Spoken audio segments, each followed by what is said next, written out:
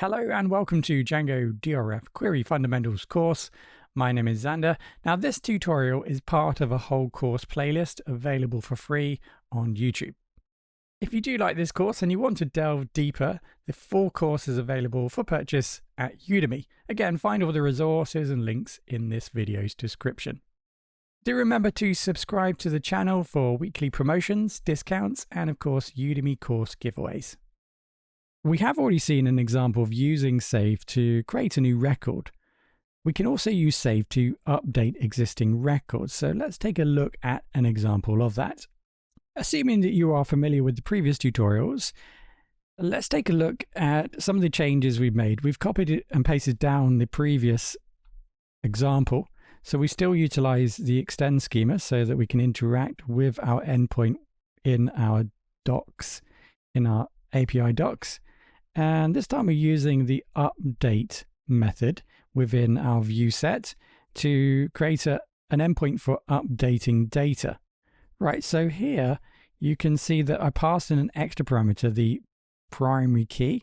So that's going to be passed in from the client. So to allow us to extract the record that we want to update in the database. So we're going to use a try except block here. We're going to run a query. So on the category table using the objects, the default manager, so that we can interact with the database. And we're using the get function here, which we will explain at a later point in this course. But this is going to allow us to select an individual record from the database. And we filter out the records we want to return based upon the primary key. The PK, that's the primary key. So we're going to pass in a value which represents the primary key of a single record. We're going to return that into the category. Right, so that's the deal. Now, of course, if it doesn't exist, we want to capture that. So we return a simple response to the client that that record doesn't exist. Right, so we now have, assuming we have passed in a correct primary key for a category record, we now have the category object here saved. So in our serializer now, we pass in that category object and the data that we send to make the update. So that is required to let Django know that when we run serializer.save in this instance, like we did previously, it knows to update the record, not that we want to insert a new record.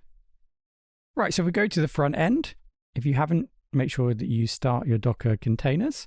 You can now see we had the put endpoint. Okay, so this is specifically for updating records. You can see that we need to pass in the ID. So let's use the drop down. Let's try this out. So we can specify an ID and then the data. Now, if you don't have a record, let's go ahead and insert one. So that's bulk. This is just normal insert. So let's insert a new record. Let's call this cat1. Make sure this slug is less than 50 characters. Remember, that's the maximum. And I'm going to execute. Boom. Okay, so what is returned is an error. We have an error for some reason. That's because the parent, we need to remove the parent. Apologies. So execute that. And then you can see we've returned category ID 12. Okay, so that's the category that we've just inserted into our database. Now, just to note that I did change the return serializer to include the ID because we needed that information in this example. So I did add that to the return serializer. Right, so now I have that data. I can now use that 12 cat1. Let's remember that. So I'm going to just now move into the update. So we're going to pass in 12. That's the ID of the category we want to update. And now we need to specify the fields. Now, what's important here is to remember that unless we specify otherwise, Django is expecting us to update the whole record. So we will need to pass in a value for all of the fields that are required in this table. Now, these fields here, is active and level, are automatically generated via a default value. If you take a look at the models, that is the case. So we have default values for those fields. So we don't actually need to pass that in. It will just use the default fields. What we will need to do is pass in the name and slug. Those are mandatory. So I'm going to change the name to cat2 in this case. So I execute. Now I'm told there's an error. That is because a common mistake, leaving the trailing comma. So you need to get rid of that. Execute it again.